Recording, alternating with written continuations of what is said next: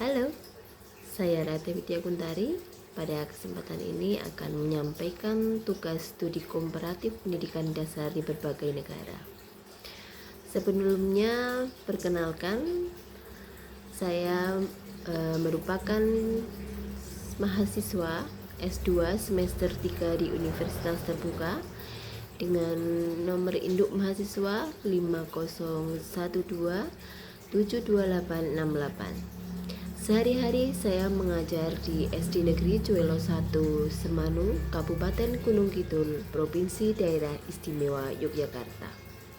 Pada kesempatan ini kami akan mencoba untuk menunaikan tugas kami di sesi 1 tentang isu sosial politik dan sosial budaya dalam pendidikan dasar. Di dalam sesi ini kami diminta untuk mempelajari dua buah artikel. Artikel yang pertama atau di artikel 1.1 tentang membangun kualitas pendidikan di Indonesia dalam mewujudkan program sustainable.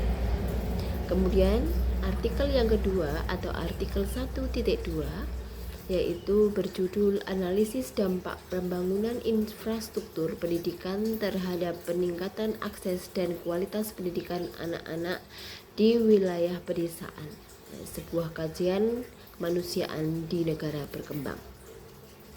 Di mana kedua artikel ini ditulis oleh Ibu Nur Fatimah dan kawan-kawan di tahun 2022 dan Saudara Hantika di tahun 2023.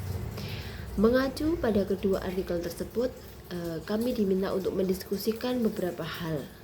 Yang pertama, menurut Anda apakah masalah pendidikan dan hasil penelitian dalam artikel ini juga terjadi di daerah atau di lingkungan sekolah Anda? Jika ya, adakah persamaan dan perbedaannya? Jika tidak Anda rasakan, jelaskan alasannya. Dan saat menjawab ataupun berdiskusi, sebutkan nama sekolah dan daerah tempat Anda bekerja. Baiklah, kami akan mencoba menjawab untuk pertanyaan pertama. Kita bahas dulu terkait dengan persamaan. Keterbatasan sarana prasarana seperti yang digambarkan di dalam artikel ini di pedesaan termasuk di Gunung Kidul, khususnya di SD Negeri Cuelo 1 Semanu, memang menghadapi fasilitas yang belum memadai, seperti internet yang lambat, belum memiliki gedung perpustakaan maupun lab, kemudian meja kursi siswa banyak yang sudah tidak layak pakai, juga beberapa bagian gedung yang sudah memerlukan untuk rehab. Kesenjangan dengan sekolah perkotaan sama seperti yang dianalisis dalam artikel, kualitas pembelajaran di kota memang jauh lebih baik, lebih maju dibandingkan dengan di sekolah kami yang notabene terletak di pinggiran atau di perbatasan kecamatan, dan itu kecamatan yang berbatasan dengan kami merupakan kecamatan paling ujung dari Kabupaten Gunung Kidul. Yang ketiga adalah peran guru sangat krusial. Dalam hal ini atau dalam artikel menekankan bahwa distribusi dan pelatihan guru ini juga relevan dikarenakan permasalahan di sekolah kami di SD Negeri Cuelo 1, kami kekurangan guru kelas, guru agama, guru PJOK itu tidak ada, sehingga guru-guru sering harus berperan ganda dalam mengajar. Nah, itu juga merupakan persamaan antara di artikel dengan keadaan di sekolah kami yang notabene masih sangat terbatas sarana dan prasarananya. Selanjutnya adalah perbedaannya. Memang kondisi di sekolah kami secara infrastruktur fisiknya itu alhamdulillah kami sudah memiliki gedung ya dan sudah berfungsi. Meskipun beberapa ruang dan fasilitas banyak yang sudah memerlukan perbaikan ataupun rehab. Tetapi berbeda dengan daerah yang terpencil di artikel 1.2 yang sangat dan masih kekurangan sekolah fisik, bahkan mungkin belum memiliki ruang kelas.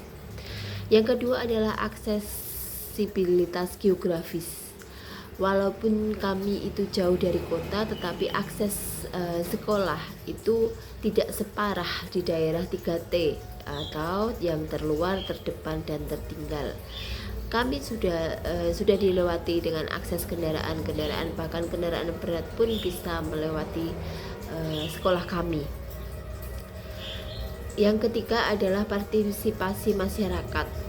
Meskipun di pedesaan di Gunung Kidul, tetapi alhamdulillah masyarakat di Gunung Kidul itu sudah memiliki kesadaran dan mereka juga cukup aktif dalam mendukung sekolah dan semua kegiatan-kegiatan sekolah. Berbeda dengan temuan di artikel yang menyoroti lemahnya keterlibatan lokal di beberapa negara berkembang. Selanjutnya kesimpulan dari jawaban kami adalah ya, masalah pendidikan yang diangkat dalam kedua artikel juga dialami di SD Negeri Cuelo 1 Semanu, Kabupaten Gunung Kidul, Provinsi Daerah Istimewa Yogyakarta ini, yaitu tentang kurangnya guru, kurangnya sarana prasarana seperti belum memiliki gedung perpustakaan, belum memiliki lab, kemudian banyak meja kursi yang sudah tidak layak pakai, gedung yang memerlukan rehab, terbatasnya akses internet, serta tantangan kualitas pembelajaran. Namun perbedaannya adalah tingkat keparahan. Sekolah kami masih relatif lebih baik dibandingkan daerah 3T ekstrim, meski tetap menghadapi keterbatasan yang signifikan. Artinya solusi yang disebutkan dalam artikel, yaitu peningkatan infrastruktur, pengadaan guru, pelatihan guru, pemerataan akses, dan juga keterlibatan pihak terkait, itu masih perlu ditingkatkan dan juga relevan diterapkan di Gunung Kidul, khususnya di SD Negeri Cuelo 1 Semanu, Kabupaten Gunung Kidul. Selanjutnya di pertanyaan kedua, bagaimana saran Anda untuk mengatasi isu sosial politik dan sosial budaya pendidikan tersebut? Menurut saya dengan memperkuat pemerataan guru, pemerataan akses pendidikan, menghargai kearifan lokal, menjamin kesetaraan gender, memaksimalkan pemberdayaan masyarakat seperti orang tua, komite, tokoh masyarakat, tokoh pendidikan, dan juga meningkatkan profesionalisme guru, maka isu politik dan sosial budaya pendidikan dapat diminimalkan. Kolaborasi antara pemerintah, sekolah, masyarakat, dan swasta menurut saya menjadi kunci utama ataupun kunci pokok agar pendidikan di seluruh wilayah Indonesia dapat berkembang adil, berkualitas, dan berkelanjutan. Selanjutnya di pertanyaan ketiga, menurut Anda atau menurut pendapat Anda, bagaimana kaitan isi artikel dengan materi modul 1 dari BMP Studi Komparatif Pendidikan di berbagai negara? Menurut saya kedua artikel ini memiliki keterkaitan erat dengan materi modul 1 BMP Studi Komparatif Pendidikan Dasar di berbagai negara yang menekankan analisis faktor sosial, politik, budaya, dan ekonomi dalam mempengaruhi mutu pendidikan. Artikel 1.1 menyoroti rendahnya kualitas pendidikan di Indonesia yang tercermin dari capaian PISA, kemudian mutu antara kota dan desa, distribusi guru yang tidak merata, serta keterbatasan sarana dan prasarana. Hal ini sejalan dengan kajian komparatif yang menekankan pentingnya melihat posisi pendidikan Indonesia dibandingkan negara lain agar dapat menemukan kelemahan serta strategi perbaikan yang relevan.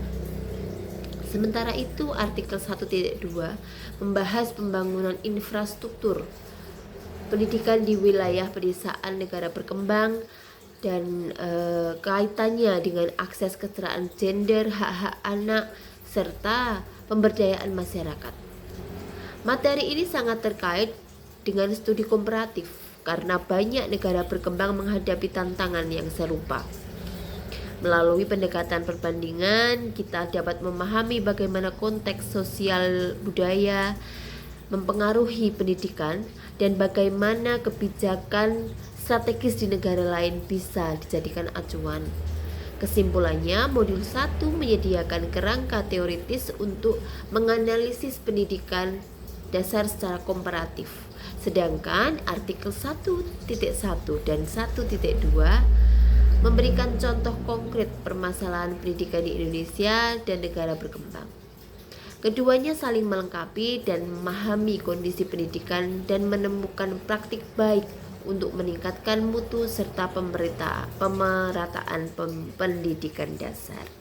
Demikian jawaban dari saya dan semoga bermanfaat.